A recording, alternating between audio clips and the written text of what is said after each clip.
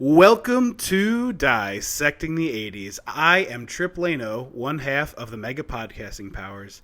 And with me, as always, is my tag team partner, a man smart enough to know that when you want to hide a body, you don't use the swimming pool. The Macho Man Drew.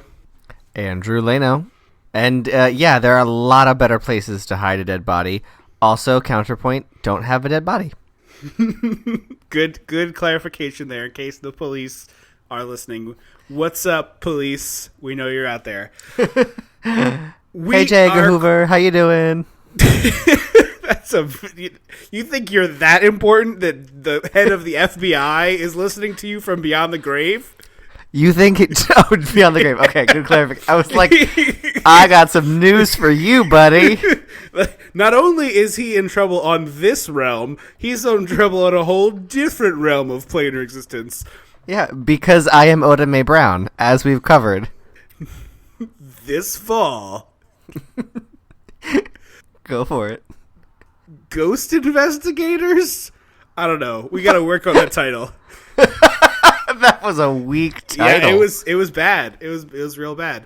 But I kind of want to see Ghost Inspectors. I do want to see a movie wherein the only way to solve a crime is to enlist the ghost of J. Edgar Hoover. Like, I feel like I would get behind this. It was like someone... I'm on board for that.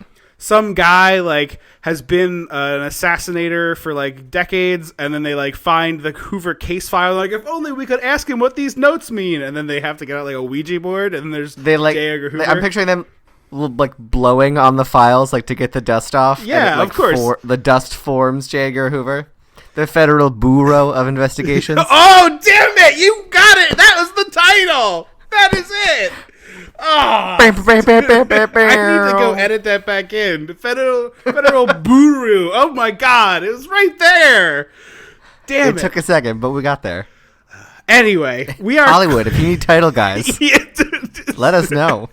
We'll also write Federal Bureau of Investigation. Bureau, whatever. You sound so drunk. That's because in our version, J. Edgar Hoover in the afterlife is always drunk. Yeah, it's like he's at the Overlook Hotel. Yeah. I'll tell you something. That John Kennedy's a real son of a bitch.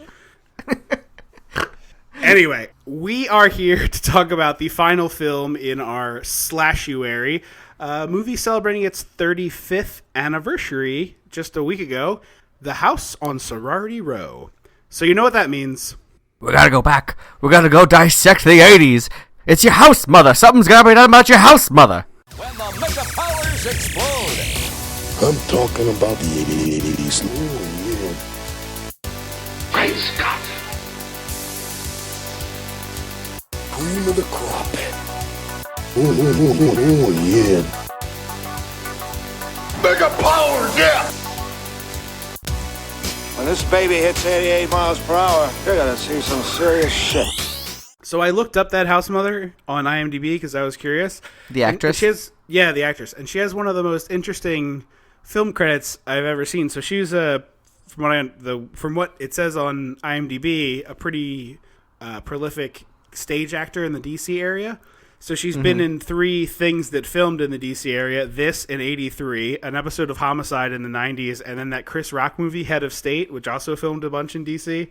Really? Yeah, the one where Chris Rock became president. Okay, sure. You know that reality I prefer to the one we're actually living in? Yeah, I'll take that. I'll take that movie star.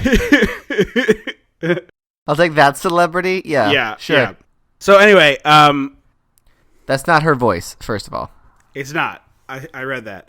But this movie starts with a very bizarre blue and black tinted flashback sequence. Well, what we learn is a flashback sequence, but what I was convinced in the beginning of the movie is like, oh, this is that thing where we're watching the movie on TV, but we're in the TV for some reason, and then it's going to pull back and it's going to be like a girl eating popcorn on a couch. Oh, I didn't get that at all, but that would have been really cool. But instead, it was this very dramatic scene of a doctor delivering a baby and then being like, the baby is lost.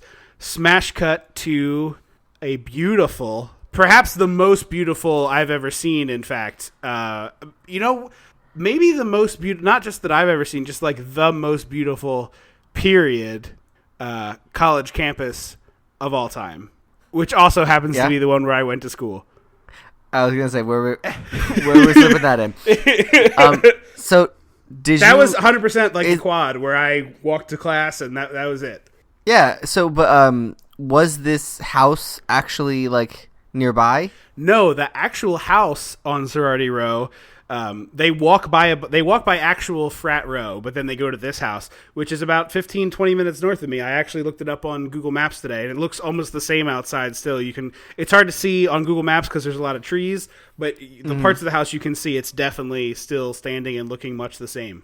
Oh, that's really cool. Yeah. So I don't know if the pool was real or not, but at least like the front, there's a couple shots of the front of the house in the movie where there's some very, I don't know if unique's the right word, but they stand out, these little second floor-y window cornice things, so you can obviously see it on the Google Maps. So still around today. This movie was totally filmed right around where I went to school and live now in the Baltimore area. Yeah. Also, before we jump into it, sorry, I have one more quick aside note here. So the director of this movie went on to be like a pretty huge fan of Lizzie McGuire. Wait, Lizzie McGuire is in the Disney show? Yes, he directed a fan. He directed a bunch of episodes of the show, and then he actually must have become a fan of actual Lizzie McGuire. What's that girl's name? Hilary Duff. Woman now. Hilary Duff. He directed A Cinderella Story and. Oh, Mom and I loved that movie. Probably present tense. Love that movie. I haven't seen it in a minute. I literally can't read my own handwriting. Raise Your Voice. The Forward Mary. Hang on. What's a Hilary Duff movie with that starts with the? This is good. This is good. Forward Mary. It's definitely not The Forward Mary. I can't read my own handwriting. But another Hilary Duff while I look that up, I want you to think of what The Forward Mary is about. The Forward Mary is about the relationship between Mary Magdalene and Jesus Christ, wherein it's a Christian film, wherein Mary like really wants to get busy with it, and Jesus played by Candace Cameron Bure. Oh yeah, no, because she's too religious, and I want like a sexy Mary Magdalene in this movie because she's like trying to tempt Jesus, and Jesus is like, I'm trying to do miracles with fishes and loaves here, and he's like, making all this bread for poor people, and she's like, but Jesus, come to bed with me. She's very forward. She's the. What did you say? I'm sorry. What was the movie? The Forward Mary. Hang on. It would have been right after or in the ballpark of A Cinderella Story in the Hilary Duff. I've got The Perfect Man. There it is. See, that was close. I was only off by 2 letters. I'm giving myself partial credit. But he also directed 2 Disney Channel original movies, Life Size and Model Behavior. Wait, he directed Life Size? Yes. That was one of the best. So there's Life Size and Model Behavior. One of those is the one where Tyra Banks comes to life, like from like That's weird Life science Size. style. Okay, that's Life Size, and it also includes the song "Shine Bright, Shine Far, Don't Be Shy, Be a Star." Well, Model Behavior is also very similar. It's like a model learning to love or something like that. I think it's 2 girls, like they switch places. It's a girl who is a model, and Alex is a shy, insecure teenage girl who dreams of becoming a fashion designer. Then she meets a famous teenage model, and then they switch places. Justin Timberlake's in that, and so is it's like ramen noodle hair. Maggie. Justin Timberlake too. No, it's not blonde. It's brown. Oh, but yes. Okay. But it's still and ramen it stars noodling. Jules. Jewel? Jules from Psych. Oh, okay. Anyway, that is a lot of ramble about the people that made this movie. Let's get into the movie. Please take it away. I'm so sorry. You tripped me up. That's crazy. He became like a huge fan of Hilary Duff and like worked with her a lot. She's apparently pretty good to work with. Yeah, must have been. So after the blue montage, and we've, she asks about her child, and he shakes his head, and she says no. We like smash cut to really vivid colors, and as kind of like what seems to be like a silly, stupid movie, there's a lot of interesting cinematography choices, which I appreciate. But there's also, it's this shot of all the girls in white in front of the sorority house. And in my, 2018 brain, everything has to be immediate. I was like, oh, pig's blood. We're going to drop pig's blood on them, right? No, it takes a little while to get going. It has to be a slower burn than that, Andrew. To be fair, we just watched a movie 2 weeks ago for the podcast that was very much like, oh yeah, we're dumping pig's blood on it in the first minute, except it was nudity. So it's fine. Everyone is dead. Yeah. So I will say actually about this movie that there's a surprisingly small amount of blood and nudity for like the murder on Sorority Row, essentially. Yeah, I don't care about these kind of movies having nudity because I'm an adult who has access to the internet now, but like... I agree. I have no problem with there not being nudity in a slasher movie anymore, even though that is kind of like a standard for the genre. But what I did find kind of disappointing is the kills in this movie are so underwhelming until like the last 20 minutes. And then they get like everything's on screen and there's like some cool effects. Yeah. And stuff. But most of the movie, I'm like, hey, stop doing that cutaway thing. Like, I want to see the guy kill the person. I don't want, like, not gruesome. Like, I don't want them to be like, I don't want to watch them get mutilated. Final Destination style. Yeah, I mean, well, I do kind of love that. But I'm talking like, Friday the 13th type kills, just like show me the thing. That's why I'm here. That's what we're here for. Yeah, exactly. I thought so. All the girls are packing up. They're graduating and they're gonna leave the sorority house for the summer and go home. Forever by June 19th, which is very important. They have to be out by June 19th. And no other sorority house is doing, or frat house at all is doing that. And they're like, "That's a stupid rule. We're not gonna listen to that." And we meet our main girl, Katie, one of two names that I learned.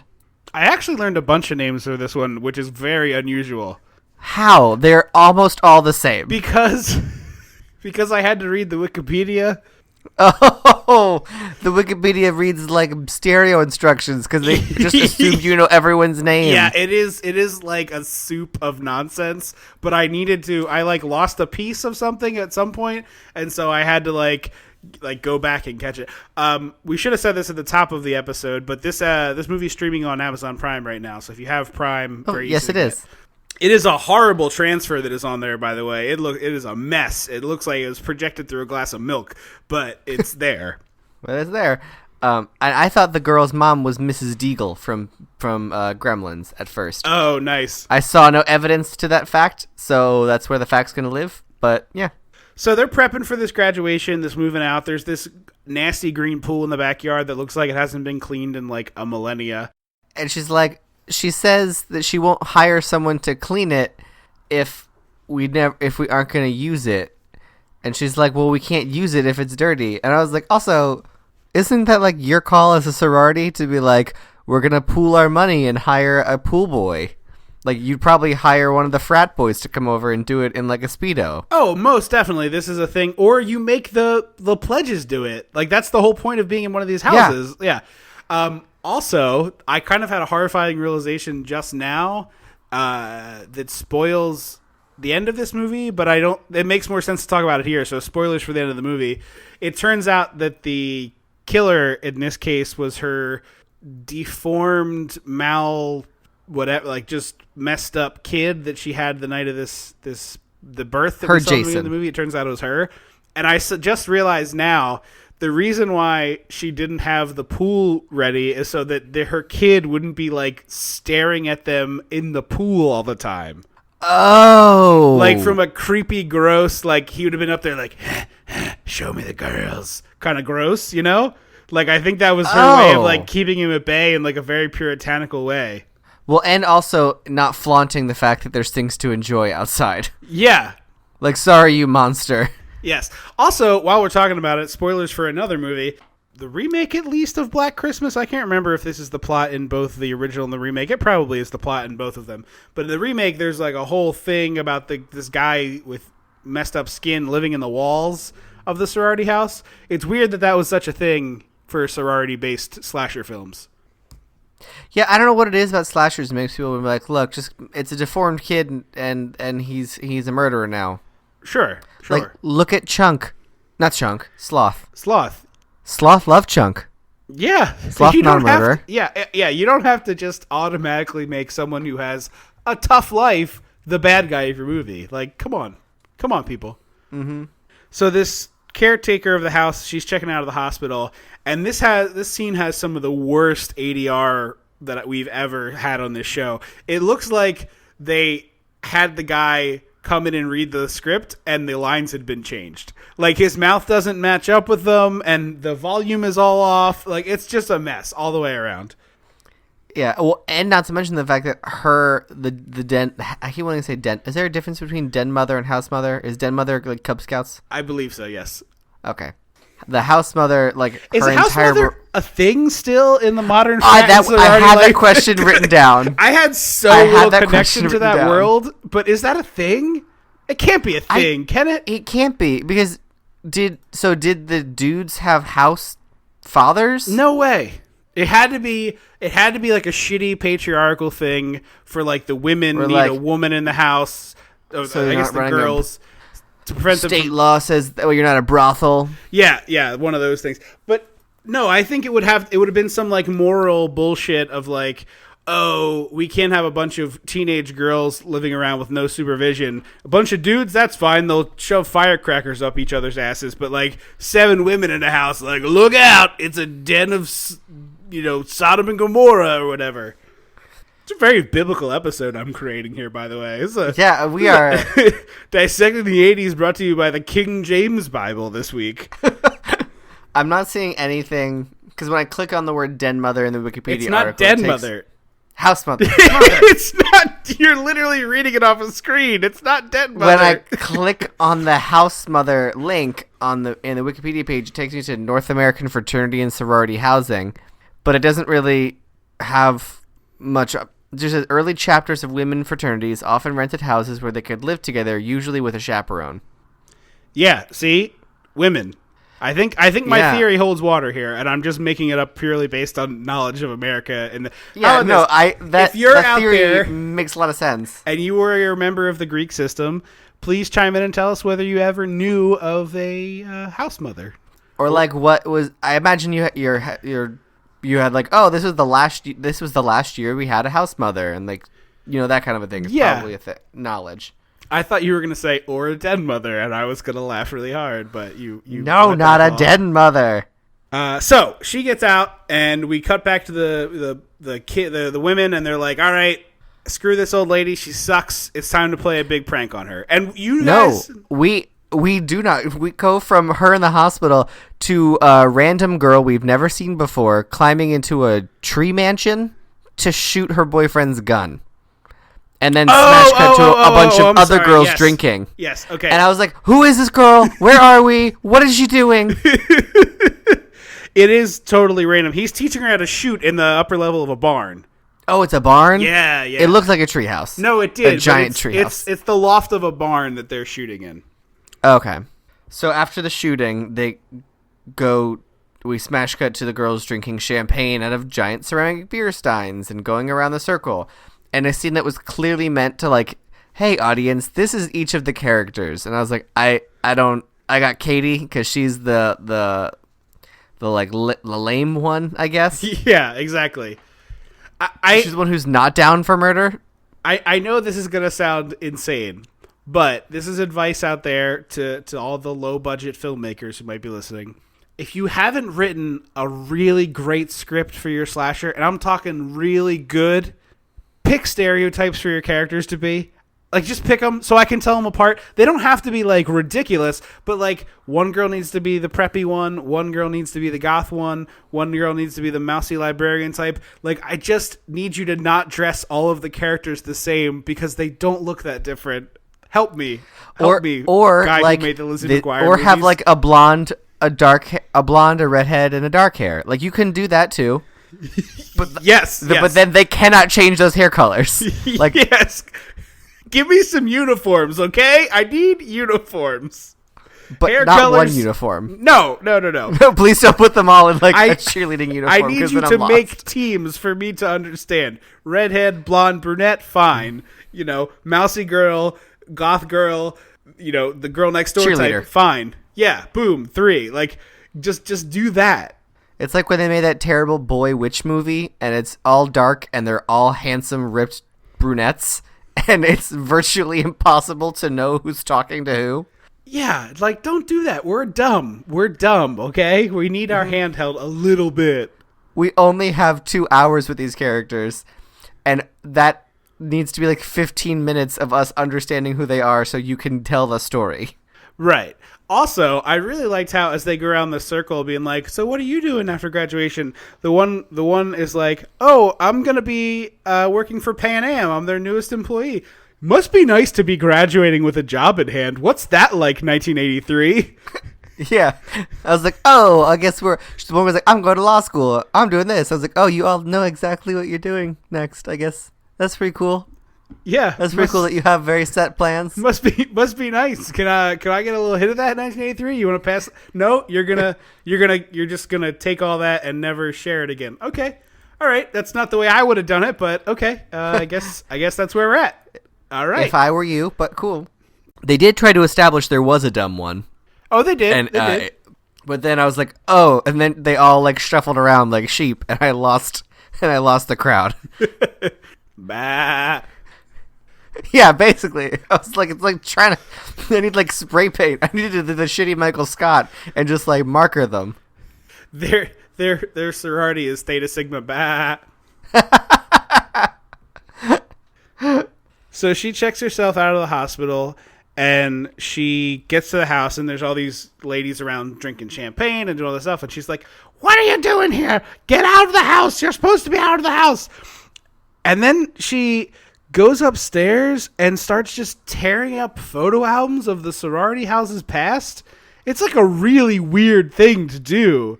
Yeah, they try and ham fist so many people are the murderer. It's kind of bananas. It really like is. they're like, oh, she's crazy. This person's crazy. This person's crazy now, and you're like, what? They can't all be crazy and identical. Like. Wait, Jesus what H.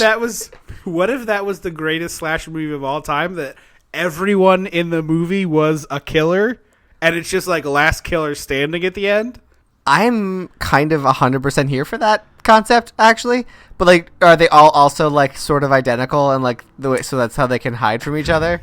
So it's like what's that show with the clones? Tanya Maslany. Oh, I don't know that one. I said her name really Orphan poorly. Black. Yeah, that's Orphan it. Black. Tatiana Maslany. I forget what that actress's name is. She plays like 9 characters in that show. Anyway, yeah, no, I'd be here for a movie where it's like Sally kills Betty and then Betty kills, or Sally kills Betty and Veronica kills Sally and Alice kills. I like that you're literally using like 3 of those 4 names were from Riverdale. Wait, really? I only did 2 of those on purpose. Alice is Betty's mom. Oh, I did not know that. Alice I've now Cooper, seen which 4 is weird and episodes. fun. Can we have a minor, just like 10 seconds here? Like that is the most like.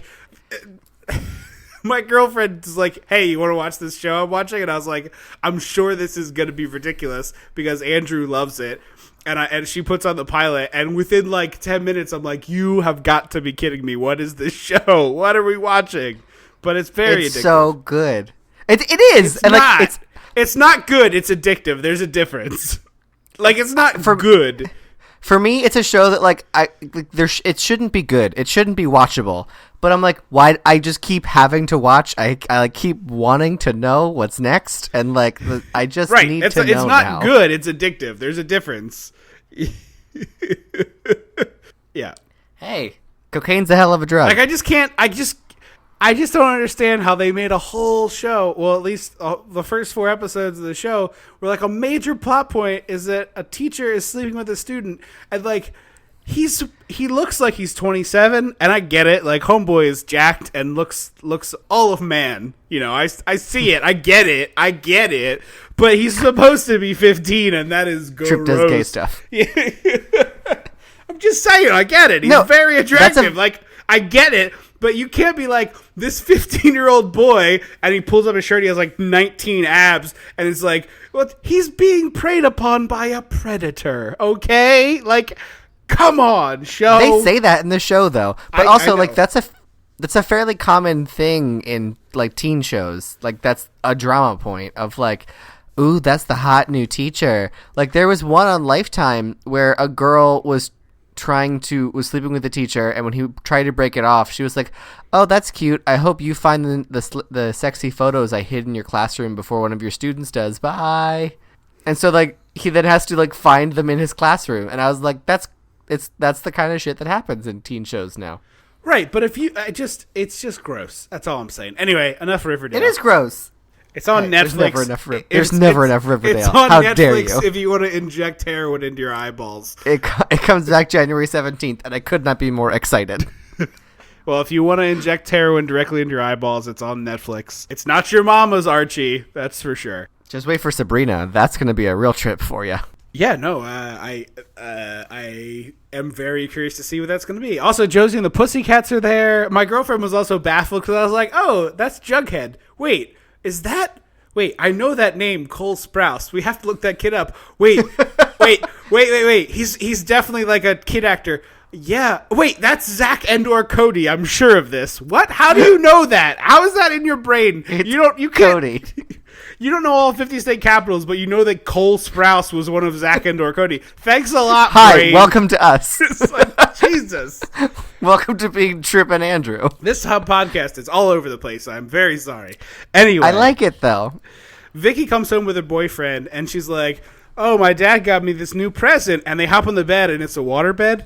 They were real popular, apparently. Yeah, no, everybody in the 80s just, like, had to have a waterbed. One, we've talked about waterbeds before. I don't quite get it, but that's okay. Two, why would you get this gift for your daughter who is moving out of the sorority house in a week? And thirdly, if you got this as a gift, why would you set it up for a week? They take so much water to fill. It's so much work.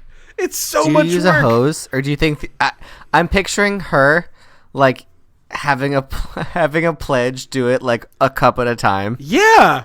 Like go to the kitchen, here's the measuring cup, get a cup of water, and you're going to fill my waterbed that way. It takes 4,000 gallons, so you'll be here for a millennia.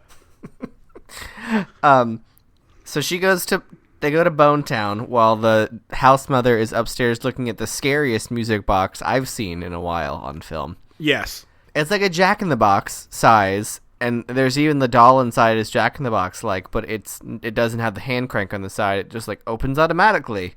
We get some very explicit condom use, which is very rare. I find in movies. Absolutely. It's like it's rather than just like, oh, a hand wave. She like pulls it out, opens it up, pulls the condom out, and I was like, oh, so 100% they're going to Bone Town. And then the house mother comes in. And also, hey, kudos to the movie for having, like, for once, somebody having protected sex. Like, just one time. Yeah, exactly. Or, like, yeah, like, it's being thought about. Yeah. For someone. Yeah. So they're like boning, and the house mother comes in and slices open the waterbed with her cane. Yes. It is the craziest response to this course of action that you could possibly imagine. Because, okay, I guess she did know that she was like, oh, this was the girl who planned the party, like for everyone to stick around the sorority house. So she also has that under the belt of like, I hate you. But like, that's going to ruin your floors. That's going to flood. Yeah, so 100% it floods the whole upstairs. So at minimum, it's a pain in the ass up there, but it could easily drip down and be a huge pain in the ass that way. 2, she's destroying someone's property. Like, that's just not okay. Her dad would be very angry at this. Like, it's an expensive thing. If he's the rich one. Yeah. So now you got that to deal with. And 3, it's almost assault. Why does she have a cane that's a weapon? That seems wildly inappropriate. Yeah, they say her cane is super sharp, but like when you look at it, it very clearly is like stage blunt. Yeah, no, it's utterly bizarre. So the next day, that girl's holding court, and they're all out by the pool. Which, like, why would you even use that at that point? I feel like I would never go outside if the pool was disgusting, because that's got a smell. There's gonna be mosquitoes. It is not even a pool that's like, oh, it's in need of chlorine. It's like kind of gone algaed over the summer. It's a pool that is gross. It looks like swamp water.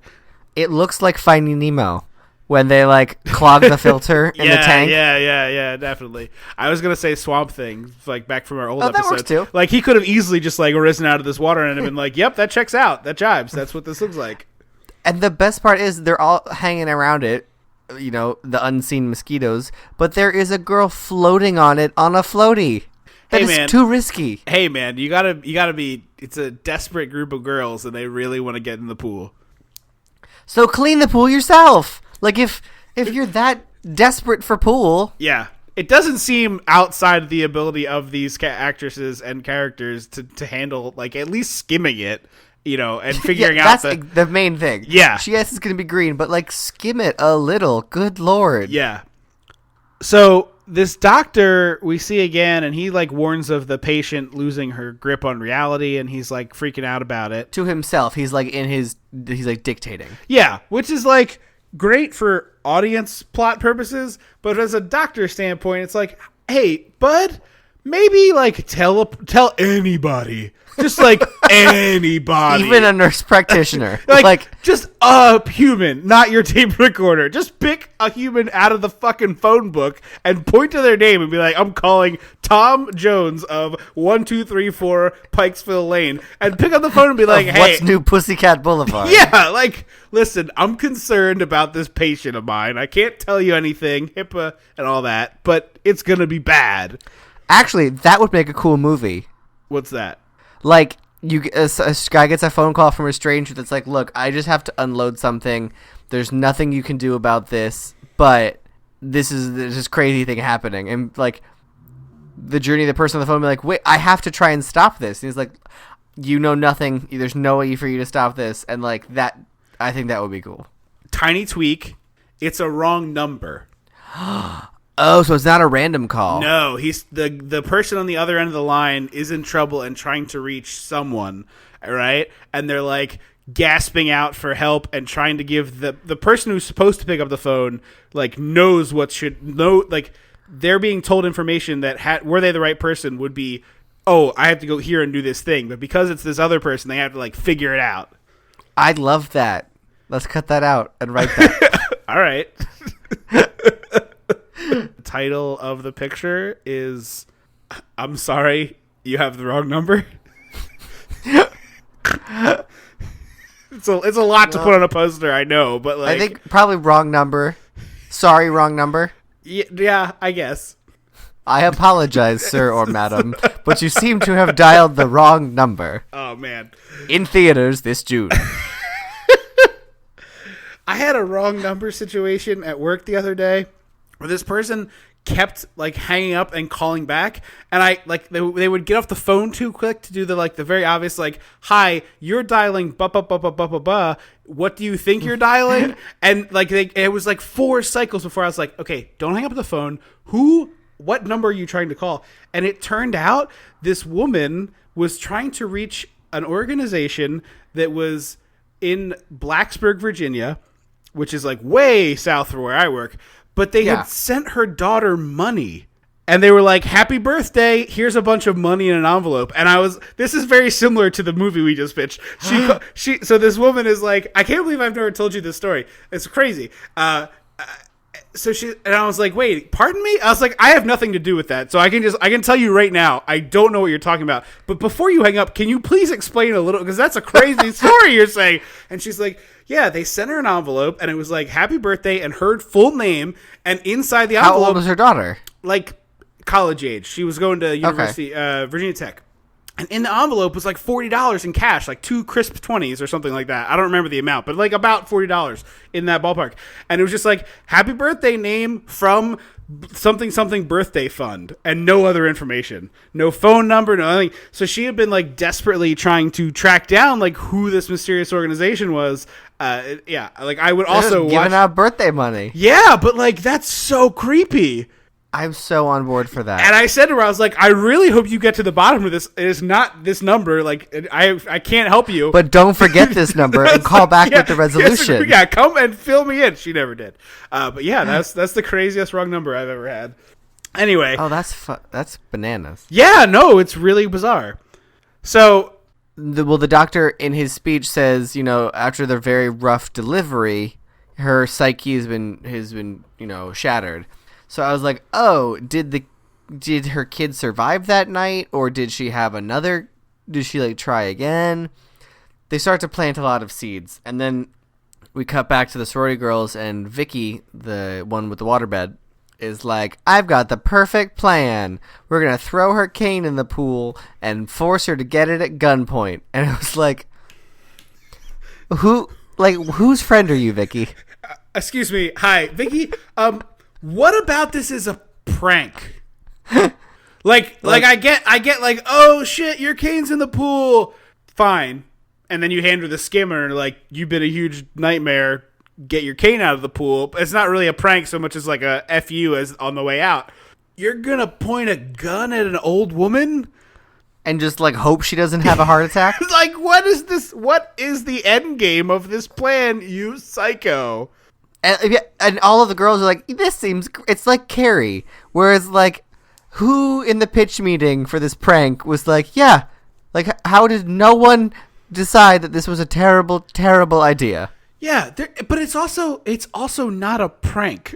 Like, we've talked about pranks a bunch on the show, and I don't want to do that. We are firmly anti-prank. We are not fun people. No, but there's a difference between, like, an actual prank, like a good old-fashioned, telescope with black marker on the outside that gives you a ring around the eye. It's like, I like that you literally go to like Little Rascals and Archie original Archie comics is your idea of pranking. Listen, all you YouTube whippersnappers, in my day, we pranked each other by borrowing Dad's shoe polish and putting it on our telescopes. That's right there. That's a prank you gotta hang a hat on. But, like, I don't, like, shenanigans is fine. This is not shenanigans. Yeah, we've upgraded from, like, tomfoolery shenanigans to potential manslaughter? Yeah. And assault. Yeah. That's my thing with pranks. Modern pranks aren't shenanigans. I like a shenanigans, but they're not doing shenanigans anymore. It's all nonsense. People are getting punched. So, like, let's duct tape our friend and put him in the trunk of a car and drive him somewhere and leave him there. That's not a prank. That's not shenanigans. My favorite is one that was like, I'm going to prank my girlfriend. And he pulls out a hammer and just smashes all of her makeup and then filmed her reaction. And I was like, hey, buddy, the prank would be you smash dollar store makeup and make her think it's hers. Yeah. And then you, like, reveal that it's not. Yeah. That is a prank. Yeah. What you did was just destroy public property? Like, private property? Right. That's just a crime. You just did a crime. That's not a prank. There's no shenanigans in that. It needs to be thought of as shenanigans. Like, there needs to be the, like, oh, you moment. Yeah. And, like, a playful swat on the arm. Yeah. You swap 28 days later for 28 days a la The Office? Prank. Okay? Oh, I love that. Yeah. That's a good one. That's a prank. It's shenanigans. So, they have this gun plan, and then Slater comes in the house while the girls are decorating, and she's like, I hate decorations, and just starts, like, tearing down all the things that the girls have done. Which, by the way, there's this, like, oil painting that they take down in the sorority of her, house. right? Yeah. That's like, why is there an oil painting of the house mother? Like, that's, like, a very affectionate thing to do. She seems, like, very mean. Well, I don't think she was always this mean. Like, it looked like in the photos in her early sorority days when everyone was, I guess, going to nursing school because that was like the one career a woman could have. Yeah. Outside of being a mom, it was like she was like smiling and happy. So maybe at one point she was, or maybe in like being a house mother, which is like, this is my actual home. I'm donating it. But I will like be the house mother. So here's a portrait of me. Man, how big of a psycho would you have to be for that to be the actual scenario?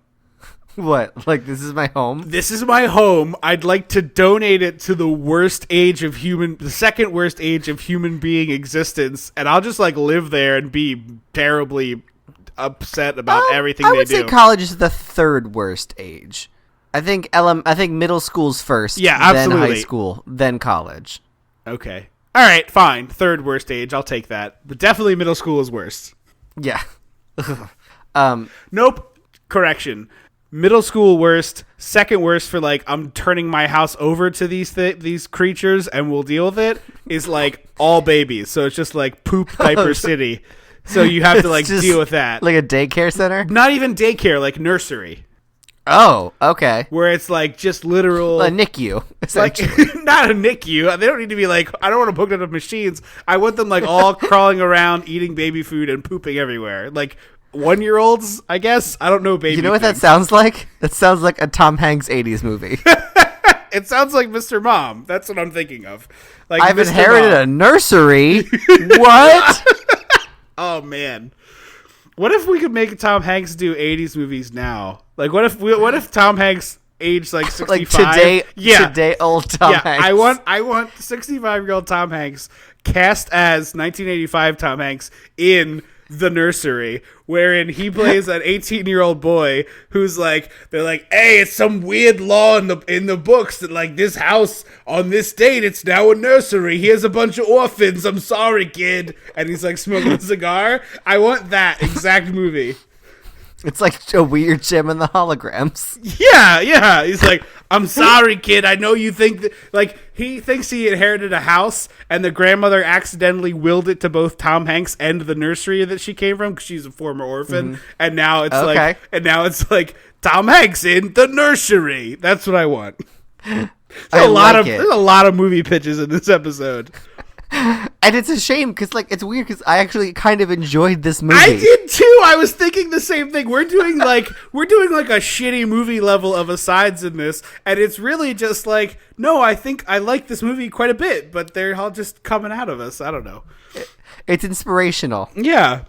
So she rips down all these decorations, and we get to this insane pool plan. So she comes outside, and the cane is like perfectly balanced on a float, and then Vicky pulls the gun out and is like, go get your cane now.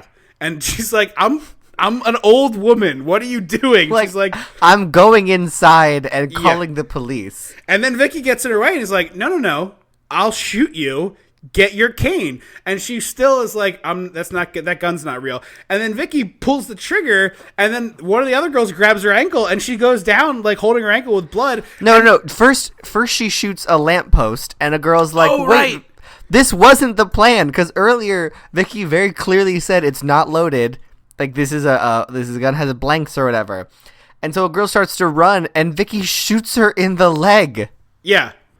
And she's like, anyone else have any questions? Get in the pool, Slater. And so this poor old woman is like, okay, I'll get my cane out of the pool. And she starts getting in the pool. Like, are you happy now? I'm wet. Your mission accomplished. I'm wet with green water. I have my cane. Yeah.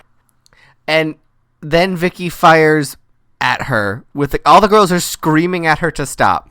Like, right. Screaming and pleading. This isn't the prank achieved. She's wet and has a cane. Like, I don't know what the prank was, but whatever it was. Stop aiming a gun at this old woman. Yeah, what are you doing, Vicky? And so Vicky fires the gun a bunch, and then the girl who's got shot in the leg pops up and is like, we got you. It's always been blanks except for that first one. What? Except, just kidding, there's another bullet randomly in that gun. There's so much kayfabe here. My brain is broken at the levels of kayfabe. Who Like, and what is happening? It's so many levels of, like, here's the prank, but then there's a sub prank, and then there's a deeper prank beyond that. So that is like in the world of the movie, Vicky got the whole group on board with the idea of, we're gonna have a gun with blanks in it, and we're gonna make Slater get in the pool. And then she's dismissed all of those girls and pulled back just the one girl and was like, okay, here's the real prank. I'm going to have one bullet in the gun. I'm going to shoot a lamp. And the girl's like, I'm a little scared. She's like, hold on. I'm not done yet. Every other bullet, blank, except bullet 7, real bullet by mistake. No. That's the third level. She's saying all of them are going to be blanks. Okay. You're going to have a blood pack, slap your leg. Oh, no, I've been shot, and go down. And then she's like, I guess I can be on board with this plan. Still not seeing a prank, but I'm going to let that one go. And then then she leaves. Then the creepy attic guy comes out, and he's like, actually, I'm very sick of seeing my mother. So you do your double prank, and then the third prank is, I'm going to put a real bullet. He takes the gun and put one bullet in the bottom. Yes, exactly. Yeah, there are 3 levels to this prank, assuming Vicky knew the final bullet was in there. Because then she, as the den mother, they're all like, oh my god, like, it was always a prank. This is crazy. the dead mother goes and like hits Vicky with her cane, understandably, because she was just threatened with a gun to get into a dirty pool. It's a completely reasonable reaction that you would attack the person with the gun. Like, the fact that she didn't run Vicky through like a broadsword is kind of shocking. Yeah.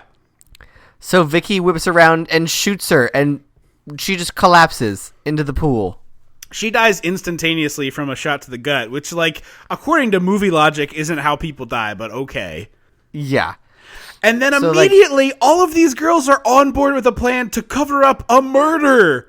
Like, all of them. There's one girl who's like, whoa, we should call the cops. And then Vicky wheels the gun around and is like, I don't think so, motherfucker. Like, what?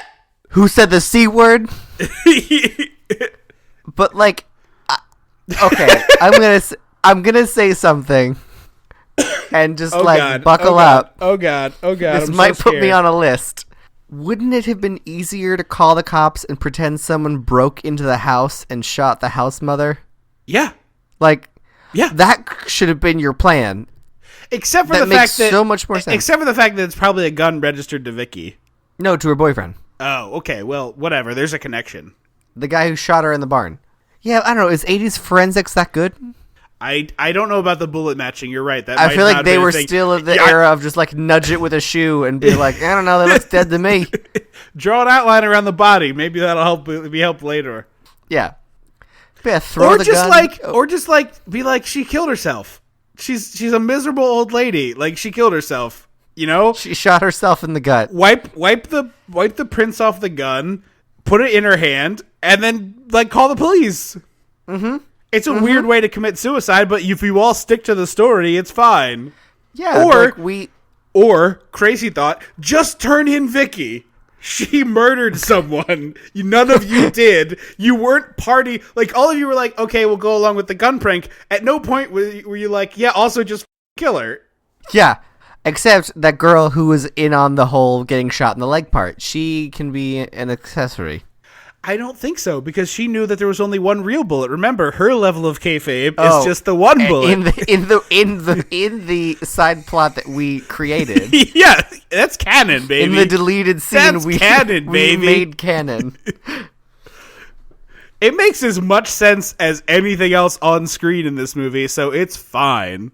It does. And also, like, if I'm in this situation, and these are people I'm very good friends with, so in my head I know who these people would be, and this happened, and any one of my friends was like, look, here's what we're going to do. We're going to wrap her in towels, we're going to tie her up, we're going to toss her, she's going to sink to the bottom like a stone. We're all going to keep quiet about this until the morning. We can bury her in this abandoned graveyard across town. I'd be like, hey, we're not friends anymore, and I'm going to leave forever.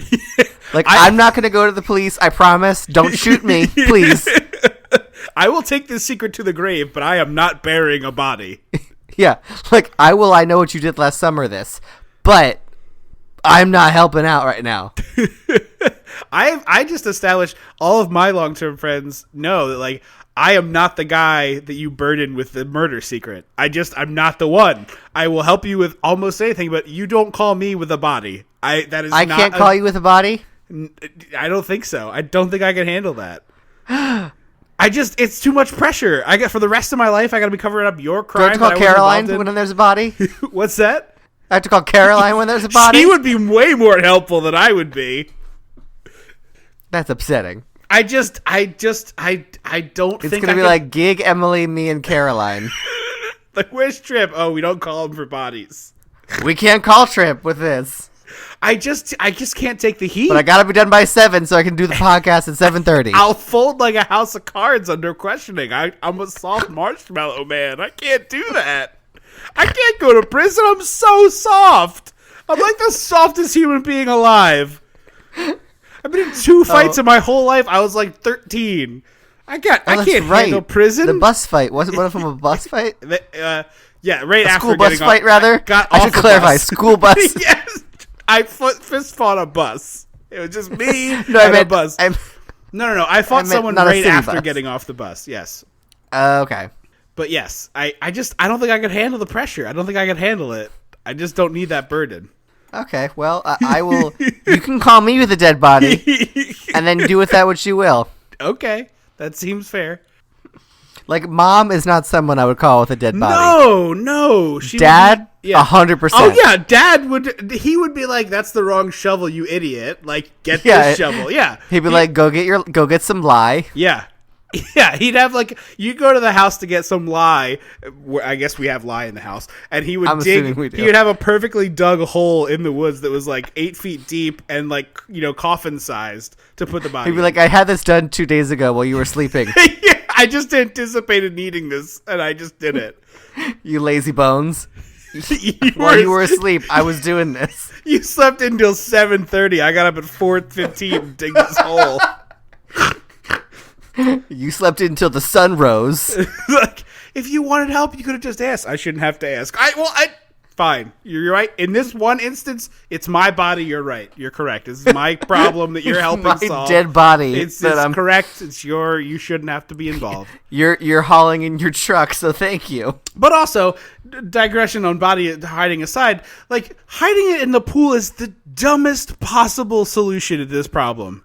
It's gonna get so waterlogged and so bloated. Right. Like, just put it in the shed or drag it into the woods or put it in the basement. But don't put it in the pool. Also, I don't care how dirty your pool is. It's not that opaque. Yeah, like, I like, if the pool had, like, a full layer of pond scum on top, maybe. Or, like, a pool cover. Yeah, but pool like, cover no, would have been fine. Yeah, 100%. But it is just, like, a dirty pool with a lot of leaves on top. Yeah. It's stupid. It's very stupid. Anyway, they hide a body in a pool because they're dumb. And then the band shows up for the party. Vicky got set up on a blind date. Which is a Not weird Vicky, thing to do for not a party. Katie. Yes, Katie. I don't know. Is that weird? Like, we're hosting a party, and, like, I want you to have a date for it. That's not weird. What's weird is how they kind of, like, break off and have, like, a little date together. You'd think it'd be like, oh, like you do a normal party setup where you're like, oh, you're single and you're single. I'm inviting both of you to the same party, circulate around each other, and not, like, go off on your own and have a quiet date together. Yeah, that was weird. Although Katie handles this dead body like you do, apparently, because she is not doing well, ladies and gentlemen. That's what I'm afraid of. Like, you bring me in for this important piece of trust, and then I can't handle it, and then I'm the one who brings the whole empire crashing down. Katie's just, like, dropping glass items and, like, ah.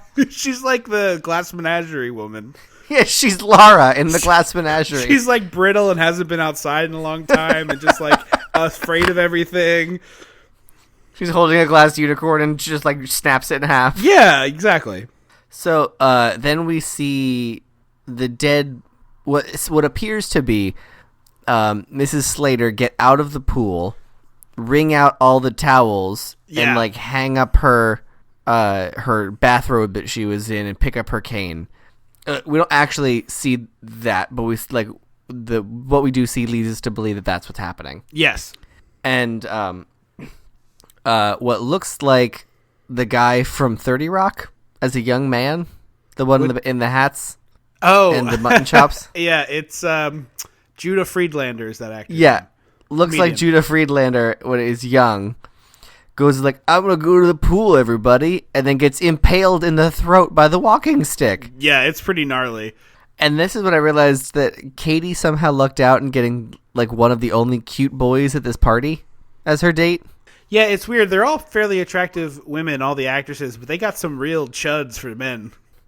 Yeah, at the party, like, could you not find handsome extras at UMD? Like, what happened, guys? I guess not. I guess it was exclusively attractive women and no dudes. One of the girls is getting threatened with getting pushed into the pool. They're doing that thing where you grab someone by the arms and someone grabs their feet and you swing to, like, yeah, you're like, yeah. 1, 2. Except if they were counting the whole time, they would have gotten to, like, 15. Oh yeah. I was like, you don't swing that long. They start swinging this girl like no one's outside, and they get to 3, and the entire party has emptied out. It's like, I know it's not that big of a lawn to cross, but that is a very slow swing that you're doing. Yeah. So they're like, there's a wet t-shirt contest inside. Men get distracted by boobs. And so they start to go inside, and then one of them does get pushed in the pool, and they're all like, oh, God. There's bodies in that water. That's body water. That's old lady body water. Specifically. Someone get the spider and let's fish her out. Ew. Now, Like, now, if the girl who got pushed into the pool with the old dead lady had a freak out afterwards, I would think that would be very justified. Oh, 100%. This was also clearly a time before waterproof makeup because she like she comes out of the pool and is full on raccoon face, just like tears streaming down, black all around the eyes. Like, was waterproof technology really that far away, guys? I think it was. So they're like, well, what if someone turns on the pool light? They'll realize that, the dead body's in there. So their plan isn't to move the dead body from out of the pool to somewhere less conspicuous. To be fair, at this point, it would be pretty hard to pull a floating, bloated, dead corpse out of a pool during a party and disposing of it. It's pretty dark back there, though. I guess. They could roll her. Maybe. People seem What they bound should and have done- determined to get in this gross-ass pool, so I would be very afraid. I don't get it. It's a gross pool. Maybe it was like a really hot early June, like a freak heat wave. It must have been. What they should have done is just Weekend at Bernie's her. And just like Propped duct her up tape in a the cane- corner with duct tape glasses the cane on. to her hand and rig it up to a string so they can pull it and she can like raise her cane and wag it and then put it back down. It's pretty psychotic, by the way, to have committed murder at tea time and be like ready to party 4 hours later. Vicky is a sociopath. She is. I just wanted to reiterate that point. So they send one of the ones who's ready to crack. They're like, go down the basement and take out the fuses for the pool lights. It'll be easier that way. And I was like, wait a minute. What? This is not the logical solution, guys. Wait, couldn't we just unscrew the light bulbs like right here without having to go into the basement? Like, couldn't we just like reach up and?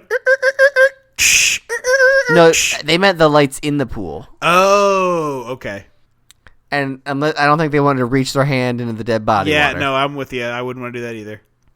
So it's like, or we could just, break the light switch and call an electrician tomorrow. Like, there are a lot of options that don't involve let's go into the creepy basement. Also, like, I know that they don't know that people are being murdered, but it just feels like bad juju to send someone alone into the basement at that time. Yeah. So they send her down and she, like, finds the thing, the fuse box, and the jingle ball rolls towards her that we saw the house mother playing with earlier. And then she looks up and there's a swinging light at the other end of the basement. And it was like, oh, well, she's dead. And she slowly crosses back. She doesn't do the fuse job first. She goes all the way back across the basement and stops the swinging light. And then a hand grabs her and we get the fakest shadow killing I've ever seen. Yeah, it's really, really bad. It's really kind of a bummer how bad it is. For a movie that's like gonna be about slasher killings, the slasher killings continue to disappoint. Yeah, bummer. So then we get to A dance party upstairs.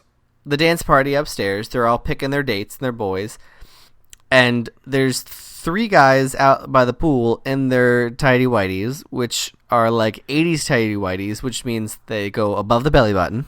Yeah, They're real high cut. they are very high cut.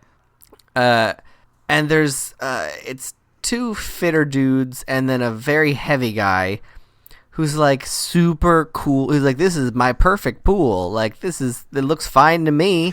And I was like, what? Wait, hang on. If you wanted to be like eat a box of Twinkies or a box of donuts, I get that that's where you're sending your fat character. But like, why does he also have to like a dirty pool? I also thought it was really kind of fascinating how he just was like very confident in his body. Like, I was very much expecting 2 shirtless, attractive dudes in underwear and then this dude also in a white t-shirt. And he just like, owns it. He's just a big old dude out by that pool and he wants to swim in that gross, ugly green water. Yeah, and it wasn't like a prank on him. No, this is not a pig's blood Carrie situation. Yeah. And so, he's like taking his sweet time getting in the pool, and like they're clearly buddies, and one of them kicks him into the pool, and he's like, this is great, I'm a sea pig. And then the lights kick on and all the girls are like, the lights in the pool, there's people by the pool, oh crap.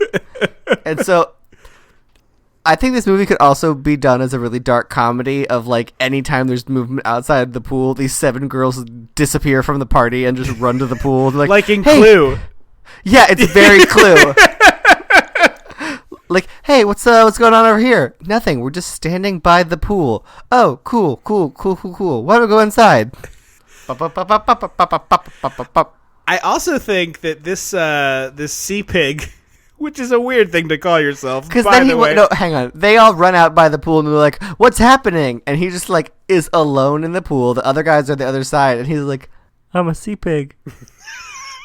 I was just like, "Hey, any of y'all need a ride anywhere? I feel like I need to start earning extra cash, and I figure if I was like operating an illegal on my terms, I could be like operating an illegal taxi. I feel like that's like a real go-getter winner thing. Anyway, just spitballing. I love your pool. I'm a sea pig. In a couple years, I'm gonna drive a jalopy to pick up Dr. Loomis in a Halloween sequel." And then he's going to go on to win a surfing contest. Oh, man. See our episode on Halloween 4 for the Dr. Loomis origin of the Uber character, and Earth Girls Are Easy for the explanation of the surfing bit. For the awesome surfing montage. Or the YouTube channel where I cut that to video. So we think she's alive. The girls have a quick conference where they're like, all right, let's search for this lady. She's clearly not dead. Now she's out for vengeance, which like... And Katie's like, I fucking told you guys to call an ambulance. Yeah, no, that and we seems threw like... a live woman into a pool. With a gut shot in this... She's gonna have gangrene now. Look at that water. Oh, yeah, we're gonna cut her in half. I was picturing like a magic show. He like superheats his giant saw so he can cauterize her. Yeah. So they're searching, and the crying girl is like, all right, I've had enough of this. I can't take it. I'm packing up and I'm leaving. So she's in her room. First, she has to go to the house mother. Like, they're like, go pack up her stuff and we'll say she left. And I was like, Vicky, we are getting real deep into why are you so good at this? Yes. See, that's the position I don't need to find myself in. Why are you so good? That's what's going to happen. I'm going to end up being the Vicky and you're going to be the Katie of the situation. Yeah. I just am not going to handle it well. So she goes up to her room to pack the clothes. And the attic, which we find... I didn't realize the attic was, like, in her closet. Opens up, and her body comes tumbling out. And the girls are like, I wonder why she walked all the way up to the attic still And I was like, you thought she walked to the attic still tied up in towels and a blanket? Yeah, the logic that they have come up with or that she untied herself, went up there and retied herself, like what? And didn't like dry off. Like, get out of here, you morons, you absolute morons. Aren't you all graduating? Yeah, from college with degrees. Also, they constantly cut back to the band for like 30 seconds at a time. This band gets to play like 3 or 4 of their songs, and like it is kind of ridiculous how much this band is there. And it's not a real band. Right. Like, if it had been, like, the Ramones or something crazy like that, sure. Yeah, well, makes sense. I don't want to actually you, but I did look up the band because I was curious, and they were actually pretty famous for DC. They were, like, local famous.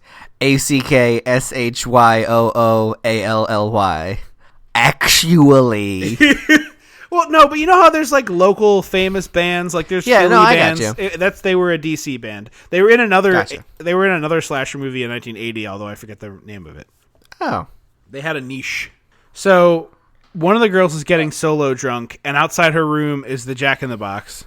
And she picks it up. She's like drunk. She gets naked and changes, and we see like a flash of side boob. Mm-hmm. It was very conservative for a slasher movie of the 80s. Yeah, especially compared to the one we watched last week that was like, good God, enough with the nudity already. And the baseball. Yeah. Baseball and nudity. So she's like, oh, this is fun. And then she gets stabbed in the stomach, like impaled. But like every kill in this movie until the very end, like they're all kind of like hidden. So getting stabbed in the gut is like fine, I guess, but it hides it, so you don't see anything. Yeah, And it was at this point I started to think that it might have been Katie or her date were the killers. Okay. Because I was like, it would be a really good cover for Katie to be like, I told you all we shouldn't have done this. Yeah, I would get behind that. I think that'd be a cool way for it to go. And then Katie explores the attic. It's never quite clear. Like, we don't hear a lot of the party. Also, at this point, they've decided to like get one of the girls' car, put the body in it, and drive it away. Yeah. Now she's in the attic. Yeah. Sure. Also, she's got a Katie's candle to light her way up there, which is like, of course she does. I was like, what is this? Like 1700s? Yeah. Where's like, your flashlight? Yeah. What are we doing here? You should have a giant metal flashlight. And of course, the whole attic is like peeling wallpaper and creepy old toys, but no dust on anything, which should set off immediate alarm bells.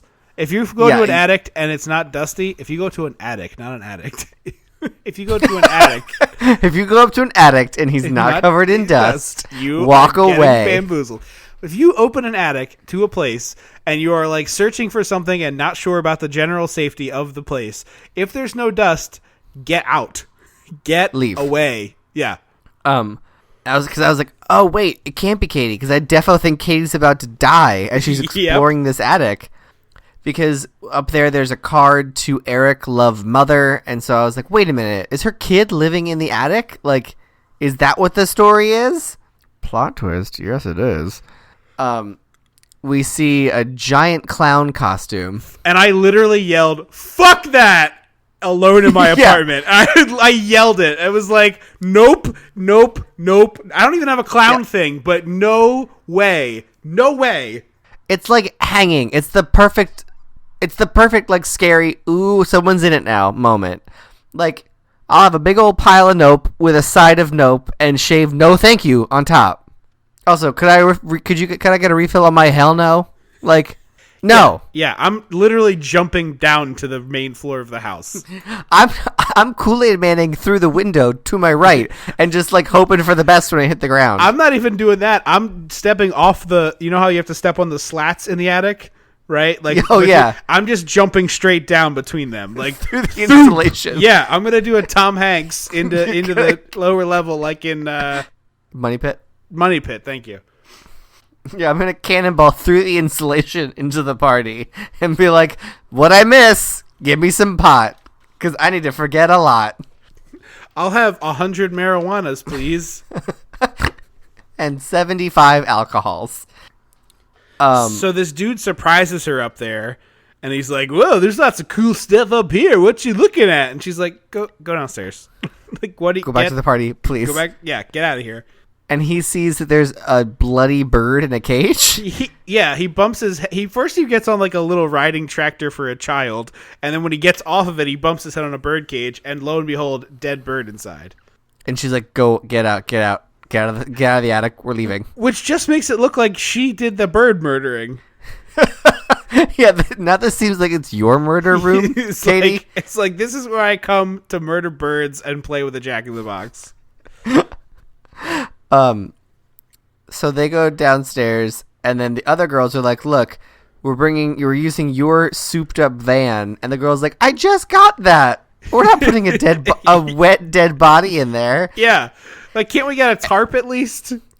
And Vicky does the equivalent of like moving her jacket back to show the hilt of her gun. Move. Yes, she does. To be like, "Was that were you dissenting in the ranks?"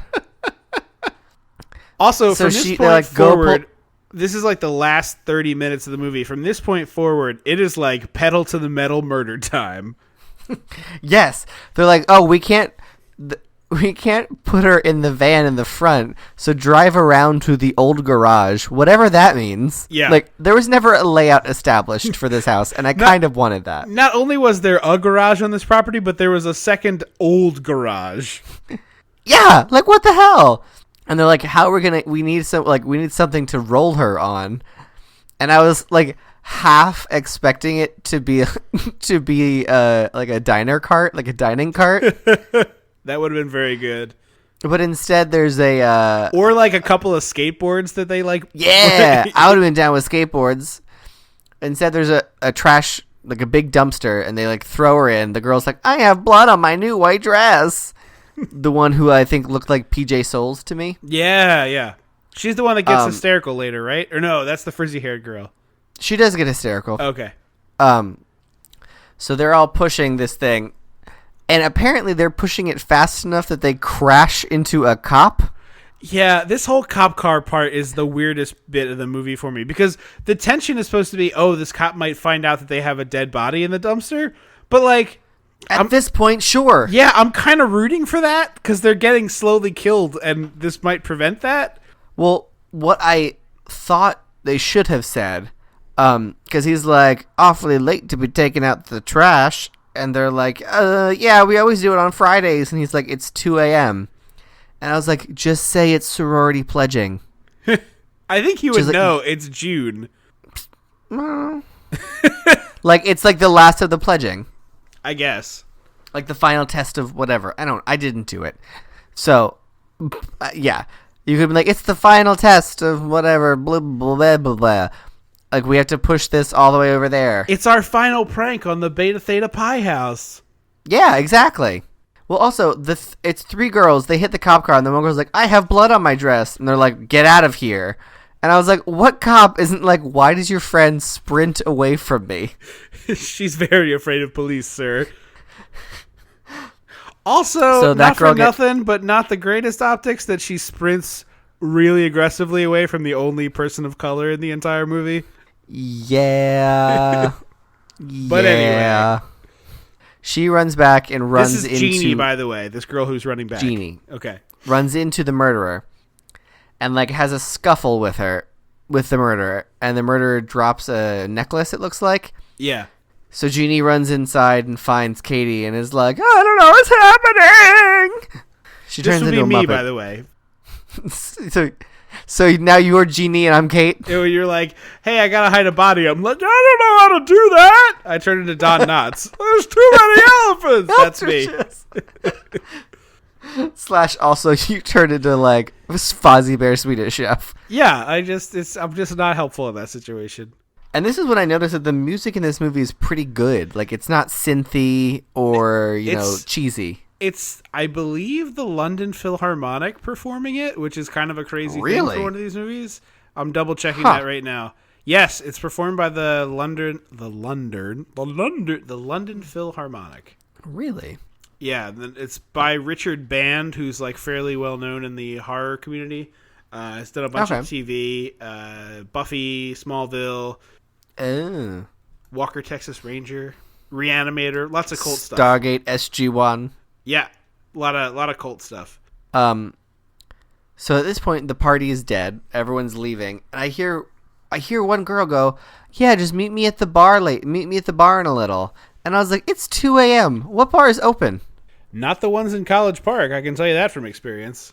Like, also not the ones anywhere. Like, there is a bar open in Philadelphia till 4 a.m., and it is an after-hours club. Also, there is, like, an astounding amount of beer and champagne in the kitchen of this apartment, or home, rather, because we just saw it when Vicky was in there, or Jeannie was in there. There's a ton of cheap beer. Yeah. And many different brands, which is unusual. Yeah, it wasn't just, like, beer and light beer. So Jeannie grabs a knife and runs away, and my constant complaint with these movies, Jeannie's too damn loud. Oh yeah. For someone who is hiding. I'm like, she's hiding in a bathroom stall, which is the worst place to hide, Jeannie. But also, she won't shut up. No. It's almost as bad as the bits where they have an actress like cover her mouth so you can't hear her breathing. She's silencing herself, which I always find to be the oddest thing for a person to do. I like that. I think it makes sense. I guess. Also, an interesting thing, before she gets to the bathroom upstairs, we see the party in full swing. And one of my favorite things about parties with music in the pre-mixtape era, which I guess this is in the mixtape era and you could have easily accomplished it, but this is probably the tail end of it. Someone is sitting down and playing the piano, and it's not the most obnoxious thing that they could do at a party. Yes. Because if you do that now... The band has left. Yeah. But they're all, like, gathered around the piano and he's playing songs and they're singing together, and it's like kind of a sweet moment, which makes sense in an era where you couldn't just make a Spotify playlist for 4 hours and have party music, that you needed to have music. And I get that, and swapping records is kind of a pain in the ass in that scenario. But I just love like, if a dude sat down at the piano and like, you know, cracked his knuckles and started like doing some trills, I'd be like, oh my God, someone dump a bucket of pig's blood on this guy. Yeah, someone dump a bucket of pig's blood on that guy already. Like, let's get on with this. So Jeannie tries to fight back with her kitchen knife and is immediately stabbed. Somehow and, like, the killer garroted. opens the stall door, shuts it, and locks the two of them in there before she can stab the killer. It's really bad. Yeah, and the killer unlocked the stall on the bathroom door too. Well, you could do that with a coin in most bathrooms. I know. I didn't picture this killer carrying around a coin. Well, a sharp knife that would probably do it too. He seems to have one of those. Oh yeah, the walking stick. So Kate goes outside and finds the tag, which is the medical alert, like the medic ID thing that Mrs. Slater was given in the beginning of the movie that we totally forgot to talk about. So right, she calls the identity bracelet that the doctor gives her for the life alert. Yeah. So she calls the doctor and she's like, yeah, I found this tag where my friend was attacked and like a bunch of my friends were attacked and they're missing and yeah, I don't know where Mrs. Slater is. She could be anywhere, but you should come over, doctor.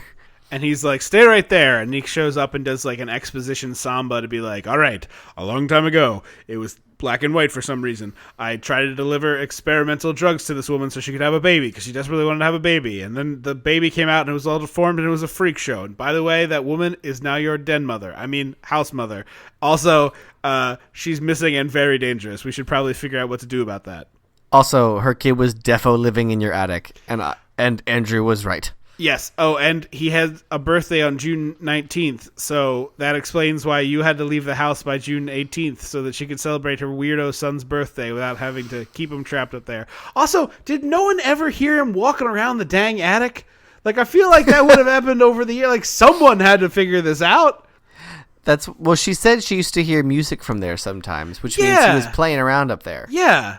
He's got like 68 toys. They all make noise. Someone would have heard this kid. Yeah. So they go up by the pool so she can be like, look, this is where her body is. And she turns on the pool lights and all of her friends, except for the two that are at the cemetery, are in the pool. Yeah, it's really gnarly. And then she does that movie freak out hug thing that is really common in older movies that you don't see as much in the 80s, where she's like pounding on this guy with her fists like really weakly and he's holding her really tight and it's like, it's okay, it's okay, it's okay. It's like, it's not your fault. You just met this fault. You just met this woman. You do not have the ability to soothe her with, it's okay. Those are her best friends. They're dead in a pool and it's mostly her fault. Like, get out of here. There's a lot to unpack here, buddy. They call the police, and they go to the cemetery. And at the cemetery, before they get there, Vicky and the other girl, the girl whose van it was, are quickly killed by the killer. Also, they're digging a hole with shovels and like a ladder to get down low enough to dig this grave that they're doing. It is a perfectly symmetrical square hole that has clearly been dug. It started that way. Oh, this is like an open grave that just happened to be there? Yeah, they found the grave and were digging deeper to put her body in. Okay, I missed that part. Because I was like, why is there this fake AstroTurf around it like they're doing a burial? Like, what is this? Okay. Yeah, no, it was a cemetery. They found the open grave at the cemetery that was due next. I must have missed that. Sorry. Yeah, and this is when I was like, that bird does not look sharp enough to do as much damage as it is. No, it definitely does not seem like it would be this crazy weapon that it is. So then they arrive at this. She gets her throat slit with it, and it's like the only time you ever see like a cut in the movie that you made a prop or a effect shot for. Mm-hmm. And it's like beautifully bright red. Like it's the colors in this movie are great. Yeah, it's almost Technicolor. Mm-hmm. So Kate and the doctor show up at the cemetery and find the dead bodies. And he's like, we have to get back to the house now. Like, let's go. Did you notice her eye twitched when they unzipped the body bag? Yes. Okay. Because I thought she might be the killer still. I did too. That's why I was like, oh, snap. Is this like a mom and son together murdering? Because I would like that. So they go back to the house. And then she's freaking out, and she's in the car. She's like, look, we have to get, the police are coming. He's like, no, they're not. They're not going to be here. Why should they? No one's called them. And she's like, what are you talking about? And he injects her with something. He's like, just a mild sedative. And I was like, wait a minute. Is he the murderer now? In terms of third act insanity, this ranks very high. So, for someone who, like, supposedly isn't a murderer, he injects her with a sedative and then is really aggressively forcing her around the house. I also don't understand what his plan is, because he's like, all right, you'll be the bait. So he puts her in this room that's adjacent to the pool. He props open the door, and he barricades the door to the house, so there's only one way into the room. And then he's hiding with a tranquilizer gun. But then he says later that if it gets out that he did this and made this, like, freakish human, it would ruin his career. So why does he have a tranquilizer gun? Like, what is he going to do? Tranquilize the freak boy and then take him home and dismember him or something? Like, what nefarious thing happens next? I don't know, actually. I didn't think about that part. Also, why is it so easy for people in movies to find tranquilizer guns? Why is this a thing that is just so simple to take care of? You think you could just walk into a department store and be like, I'll have a tranquilizer gun and the darts that'll put out a human, please? What? Why does this doctor have a tranquilizer gun? Like, that's one of my favorite jokes from Don't Trust the Bee in Apartment 23, that she's like, yeah, I have a tranquilizer dart. I have a tranq dart gun. And she just, like, starts using it on people. And they have, like, the big bright feathers. Like, they go the whole nine. Like, look, this is silly and stupid. So her date, like, so this is where the movie starts turning really awesome with the visuals. Because the chair she's sitting in is like, hit with a pink spotlight. They 100% stole this for Scream, by the way. The first Scream? Yeah, where the boyfriend's tied up next to the pool. Like, the lighting of it and the way that it's shot, it's 100% they stole it for Scream. Oh, yeah, okay, yes. I thought, yes. But it feels this version of it feels more like Argento. Yeah, it is very cool. Like, it's trippy and Technicolor, and there's, like, flashes of dancing people that keep appearing on the porch, and then the spinning cane, and then the dead mother, the house mother appears holding the cane. And then her dead friends are, like, doing a little zombie shuffle out of there. It's very, you said Argento, I would say almost David Lynchian. Like, very dreamy and weird, yeah. Yes, I agree with that.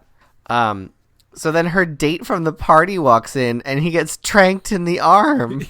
And he immediately, he goes down like a sack of hammers. It's just like, thump, and he's was out. That, like, enough to kill a bear? I know! Damn. He falls out instantly. And the doctor, like, hooks him to the armpits and is dragging him away. And it's like, hey, doc, I know that you, like, think that's a problem you have to deal with, but maybe just wait until you've solved the actual murderer problem and then deal with that. Or maybe talk it out with the girl who's sedated in a chair. Yes. Because right now it looks like you're going to murder the guy who was her date to the party. Yeah. You look like a crazy person, and you don't look good here, just FYI. This is not the best look for you, Doc. So she managed to get up the strength to run away, and she runs upstairs, and he's following her. And I was like, oh, is this where we're going to get the monologue where he's really the killer? No, this is the monologue where, like, these were experimental fertility drugs that I administered without the FDA knowing, created some kind of a goblin monster, and now I have to kill that monster so no one can ever know. Right. Like, this is a very weird movie, by the way. It turns into a very strange thing. Yeah, and from what I understand, the remake is a little less da fuck. Yeah. Honestly, the charm in it is the insanity for me. Like, I'm not sure I care about a remake. I think if it was Especially if Carrie Fisher is the one who's the evil den mother. She's not. Oh, okay. It's completely not that at all. It's... So, quick tangent. The plot is that this girl finds out her boyfriend's cheating on her, so she enlists the help of her sorority sisters to prank him. Oh, with a gun by putting his cane in the pool? No, they're having sex, and she fakes a heart attack and dies on top of him, and to, like, traumatize him, I guess. And so that is, like, also not a prank. Well, he cheated on her, so it's less a prank and more a vengeance, I guess. Okay, all right, fair. So they, like, take her. They're like, oh, we have to take her body somewhere. So, like, they take it to the lake, and he's, like, freaking out, and they're like, it's okay, like, we'll take care of this. And someone says like, oh, like we have to let the air out of her lungs so she'll float to the top. And when they're all not looking, he takes a tire iron and stabs her. Oh, man. And actually kills her. And they're all like, whoa, buddy. That's not what we meant. So they dump her body in a well and they agree to keep the secret. With the boyfriend? Yeah, he's now in on it. But at that point... At that point, what? Go ahead. All they have to do is turn him in. Like, hey, this prank went awry and he murdered her. It was an accident. He shouldn't go to jail. We're all off the hook here. Is that how that works, though? They're all white. I think they are. Well, yes, that's how that would work. Like, come on. So But yeah. Eric ends up killing the doctor by throwing him over a railing. Back to this movie. And it's kind of great looking, and you're kind of really happy about it because the doctor's such a putz. Mm-hmm. He's crazy. Yeah. And this is... So she's like at the top of the stairs, and she sees Sloth standing over the doctor. And she's like... she goes to shoot him, and the safety's on. And so he just hears her clicking and looks at her. So she runs into the bathroom and proceeds to be just the loudest final girl I've ever heard in my life. Yeah, she finds the one girl's head in the toilet, like all this blood everywhere, and just like a head smiling up at her with the eyes open in the toilet, which is kind of great. Which is awesome. Yeah. To me, it felt more like the middle of the final girl journey. It didn't feel like the finale of the final girl. Like, she still felt a little like, oh, I'm not sure what I'm doing. Like, I need Jamie Lee Curtis at the end of Halloween where she's like, go to the neighbor's house and get help. Yeah. Do you understand? Yeah, like, I'm the boss bitch now. Look at me, you know? I'm the captain now. Exactly. She goes up in the attic and lays a trap with the Jack-in-the-Box, which seems really clever, except turns out, nope. Chekhov's clown costume. Yeah, exactly. Which is definitely a first on this show. But... how did he get up there? Does he have secret passageways? Like, we did not establish that. Clue. Well, it is Clue. If he has the secret passageways a la Black Christmas, then was he just, like, hiding in the walls of these girls' rooms and spying on them? The, like, untold creepy sexual monster part of this story is very interesting to me. And I wouldn't have thought about it except for the revelation earlier in the episode vis-a-vis the pool. Because obviously she had to keep his freak sexual urges at bay with keeping them away from the pool. So anything is on the table for the weird nonsense of this movie. None of which is on screen, by the way. I want to reemphasize that. No. I made all that of is this all up. headcanon. All things that I am now thinking about with the movie. So then she, like, goes to shoot him, Oh and the my gun God. has now got blanks in it again. Because, goddamn. There was one random bullet in the middle of the clip. And so she's like, this is useless. And she picks up a doll. She, like, kicks a ball to him to distract him. And she picks up a doll and rips the head off, and there's a knife in the neck? Yeah, I didn't get that at all, and I thought that I had missed something earlier in the movie, but it did not appear to be the case. Yeah, no, it does not explain anything. It just says, in Wikipedia, it just says, she then grabs a doll and uses the pin sticking out of its neck to stab him numerous times. That's not an explanation. Yeah. Wikipedia. I guess that's how old dolls were constructed, which seems psychotic, but... horrifying. Yeah. So, also, she, like, shoots... There's no bullet to the gun, and then she, like, weakly throws the gun at him. It doesn't even hit him.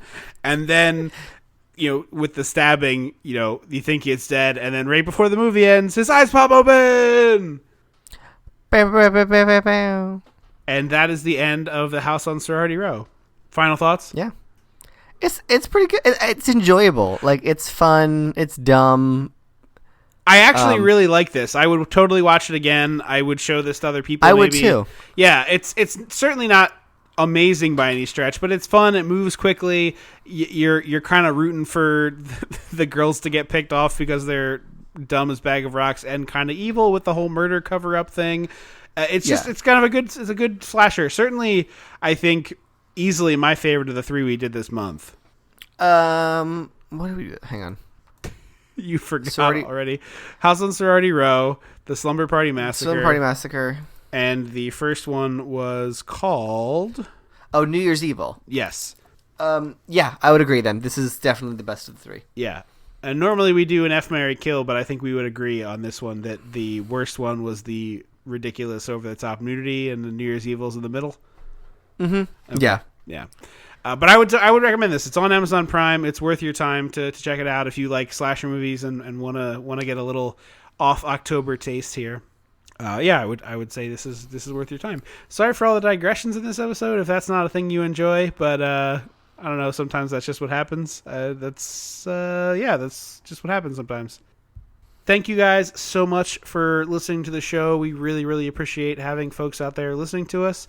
If you could do us a huge favor, you could do something really simple, and that is to rate and review the show. I know you hear that from every podcast you listen to, but it sincerely does make a difference, and it would be really helpful to us if you would take the time to review the show. It doesn't take very long, and we read them on the air. You can get a hold of us a couple other ways. We have a Facebook page. It's facebook.com/dissectingthe80s, twitter.com/dissectthe80s. It's slightly different there.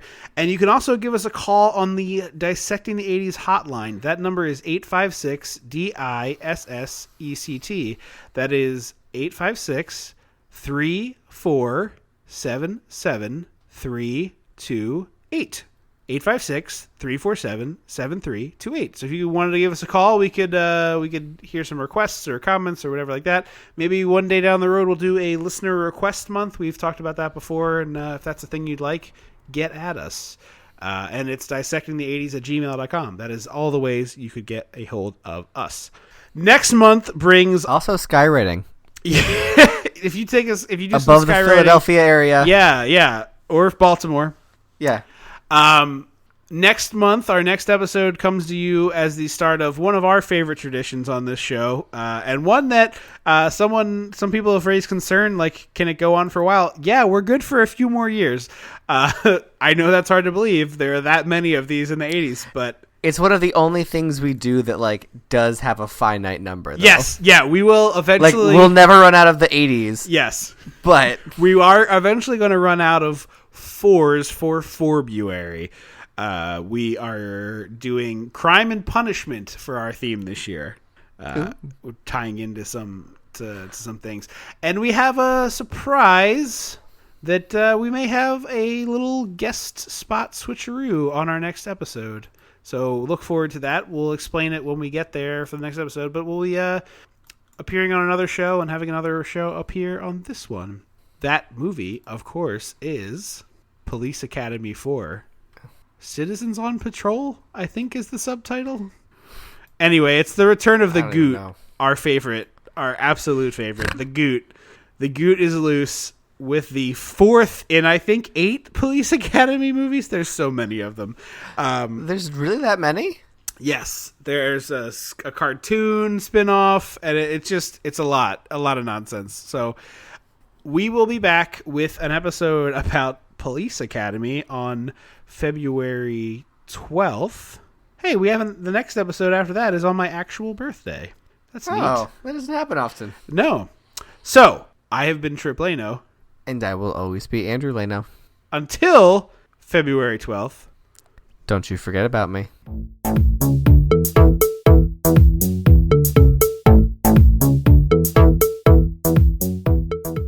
Dissecting the 80s is a Chum Some of This production. Things we're gonna cut out in editing. She checks herself. Go ahead. Go. No, you take it. Take it. Take it.